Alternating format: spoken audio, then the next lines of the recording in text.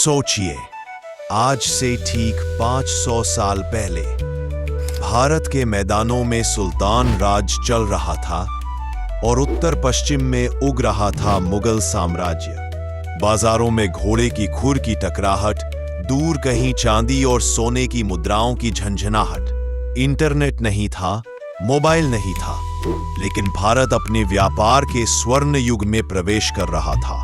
आइए हम उस समय में लौटते हैं, देखते हैं लोग कैसे जीते थे, क्या खाते थे और उनके जीवन की कीमतें कैसी थी। यह दिल्ली का एक सुबह का दृश्य है। चौक के बाजार में गेहूं, चावल, दूध, घी, कपड़े, मसाले और चांदी सब बिक रहा है। आइए, ताजा गेहूं, एक सेर का दाम सिर्फ 1 आना। चावल थोड़े महंगे, 1.5 आना। दूध 1 पैसे सरे में, घी 3 आना। 1 आना आज के हिसाब से लगभग 10 से 12 रुपए था। सोचिए, उस समय 1 किलो चावल की कीमत लगभग 15 रुपए थी। एक सुंदर सूती कपड़े की शर्ट खरीदने के लिए 1 रुपया चाहिए था। सुनहरे झुमके की कीमत 10 से 12 रुपए और एक घोड़ा लगभग 150 रुपए। अब हम राज्यसभा में प्रवेश करते हैं। राजा सिंहासन पर बैठे हैं। उनके पास लेखाकार बैठा है। लेखाकार: महाराज, आज का राजस्व पूरे प्रांत में कर संग्रह 25,000 मोहर, गायखाने, मसाला व्यापार, रेशम और कपास सब मिलाकर। उस समय भारत से यूरोप तक निर्यात होता था। कपास, मुस्लिन, रेशम, काली मिर्च, इलायची, लौंग और नील। इसके बदले में आता था सोना और चांदी। 1 टन काली मिर्च की कीमत लगभग 50 सोने के सिक्के।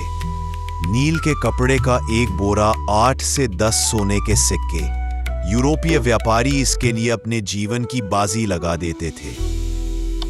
एक साधारण गांव में कच्ची मिट्टी के घर, सामने दूध दहाने वाली गाय, पास में कपास बुनती महिलाएं। पुरुष सुबह खेतों में जाते, शाम को तेल, नमक और गुड़ लेकर लौटते। महिला पात्र मुस्कुराते हुए। आज मिट्टी का बर्तन 2 आना में खरीदा, तेल 1 आना, गुड़ आधा आना, बेटे के लिए सूती कपड़ा 3 आना में। तब कोई प्लास्टिक नहीं था। सभी चीजें मिट्टी, पीतल या लकड़ी की होती थी। दुकानों में तौल होती थी, तोला और सरे से। 1 महीने का घरेलू खर्च लगभग 3 से 5 रुपए, आज के हिसाब से 500 से 700 रुपए। सोचिए, उस समय 5 रुपए में पूरा परिवार चलता था। शहरों में लेन देन होता था 3 प्रकार की मुद्राओं में। 1 तांबे के सिक्के छोटी खरीदारी में, 2 चांदी के सिक्के बड़ी खरीदारी में, सोने के मोहर राजकाज और व्यापार में। 1526 में जब बाबर भारत आया, 1 चांदी का सिक्का इक्वल टू तांबे के पैसे, 1 सोने का मोहर इक्वल टू 15 चांदी के सिक्कों के बराबर। एक राजकर्मी की मासिक तनख्वाह 10 से 15 चांदी के सिक्के।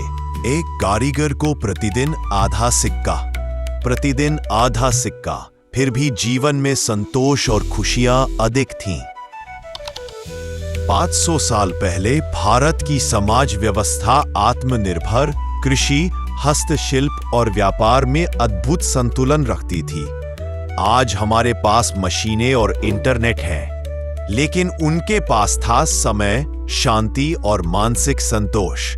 1 आना गेहूं, 3 आना घी और 1 रुपया कपड़ा आज इतिहास के पन्नों में, लेकिन उस समय की जीवन शैली में छुपा था मानवता का असली सौंदर्य। समय बदल गया, कीमतें बढ़ी, लेकिन इतिहास हमें सिखाता है, खुशी खरीदने से नहीं, अनुभव करने से मिलती है। आइए देखें उस समय के व्यापारिक रास्ते। ग्रैंड ट्रंक रोड का निर्माण शेर शाह सूरी के समय शुरू हुआ। पटना से लाहौर तक 5500 किलोमीटर व्यापार की जीवन रेखा। व्यापारी कारवां बनाकर चलते, मसाले, कपड़े, घोड़े, सोना और यूरोपीय जहाजों का माल। हर सराय में पानी, खाने और सुरक्षा की व्यवस्था थी। आज की हाईवे की तरह उस समय भी रास्तों पर व्यापार का प्रवाह तेज था। उस समय भारतीय भोजन में सरलता और पोषण था। चावल, दाल, दूध, घी, फल, गुड़, मसाले। आज आम कच्चा है, चावल 1 आना में लिया, घी 3 आना, अब खीर बनेगी। वस्त्र, कपास, रेशम, ढाका की मुस्लिन इतनी महीन कि 1 अंगुली में पूरी साड़ी समा जाती थी। व्यापार केंद्र गुजरात, कश्मीर, पश्मीना और रंगीन वस्त्र। भारत उस समय अनेक धर्मों, भाषाओं और संस्कृतियों का संगम था। हिंदू, मुसलमान, जैन, बौद्ध, सिख सब साथ में त्योहार मनाते थे। दिवाली, ईद, पोंगल, वैशाखी, हर उत्सव में एकता का संदेश। लोग यह नहीं सोचते थे कि कौन किस धर्म में है, बल्कि सोचते थे सब इंसान है। महिलाएं परिवार की धुरी थीं।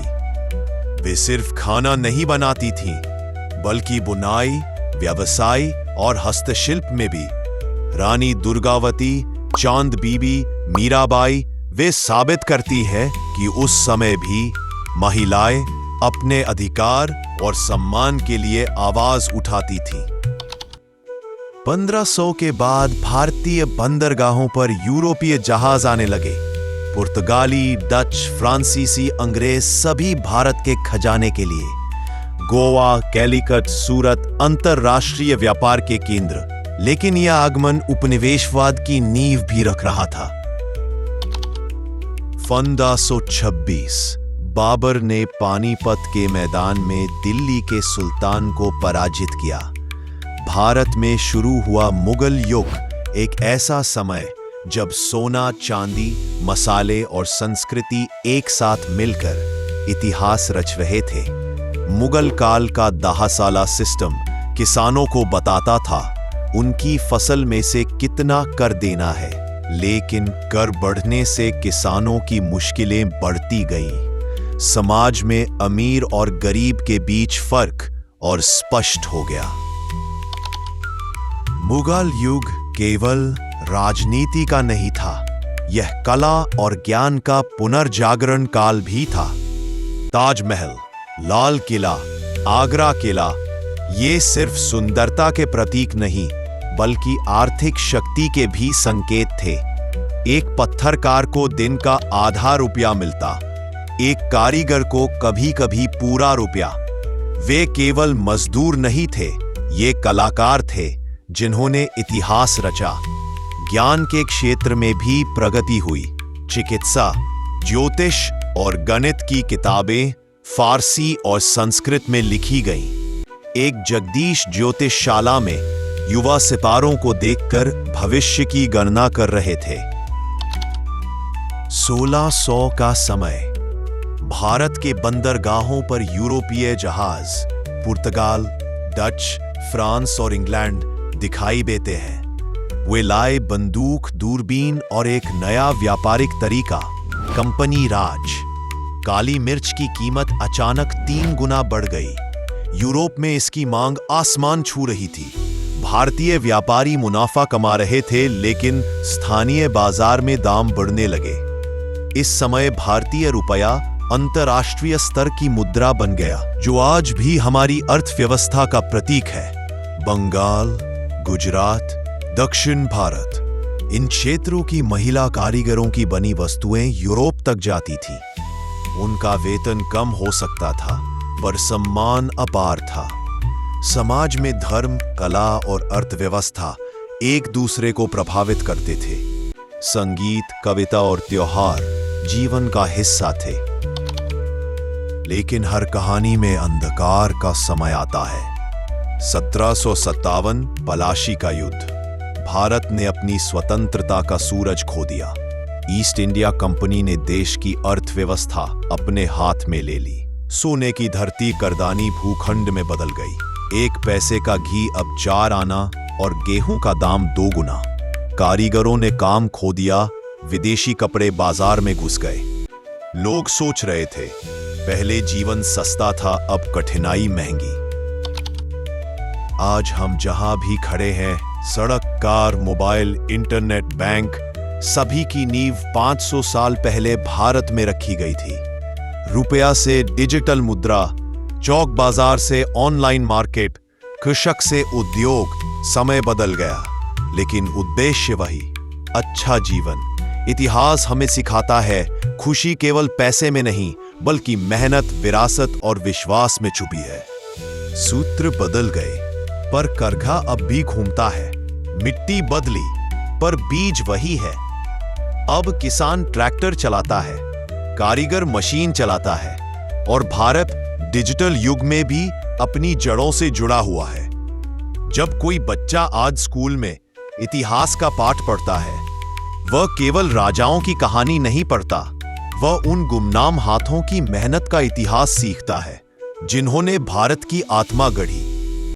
इतिहास का उद्देश्य केवल याद रखना नहीं, बल्कि उससे सीखना है।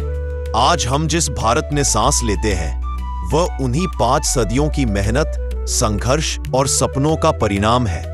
समय बदलता रहेगा, किंतु भारत की आत्मा वह कभी नहीं बदलेगी, क्योंकि यह भूमि केवल मिट्टी नहीं, यह सभ्यता की धड़कन है, जो सदियों से धड़क रही है और आगे भी धड़कती रहेगी। भारत केवल भूमि नहीं, यह एक बहती हुई नदी है। हर बूंद में इतिहास, संघर्ष और आशा छुपी है। 500 वर्षों का यह सफर हमें याद दिलाता है, हमारा अतीत हमें बनाता है, हमारा वर्तमान हमें परिभाषित करता है, और हमारा भविष्य हमारे कर्मों और सपनों में छिपा है। 500 वर्षों में कीमतें बदल गईं, साम्राज्य आए और गए, लेकिन लोग वही रहे। मांग बढ़ी, लेकिन मानसिक शांति कम हुई। इतिहास कहता है, जो अपनी जड़ें समझता है, वही भविष्य बना सकता है।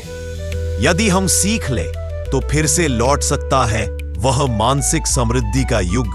अगर आप 1000 साल पीछे जाना चाहते हैं, तो मेरा ये वीडियो देखें। वीडियो अच्छी लगी तो लाइक, शेयर, सब्सक्राइब करें और अपने दोस्तों के साथ भी शेयर करें, ताकि वो भी 500 साल पहले लोगों का जीवन कैसे थे, इस वीडियो के माध्यम से आनंद ले पाए। धन्यवाद।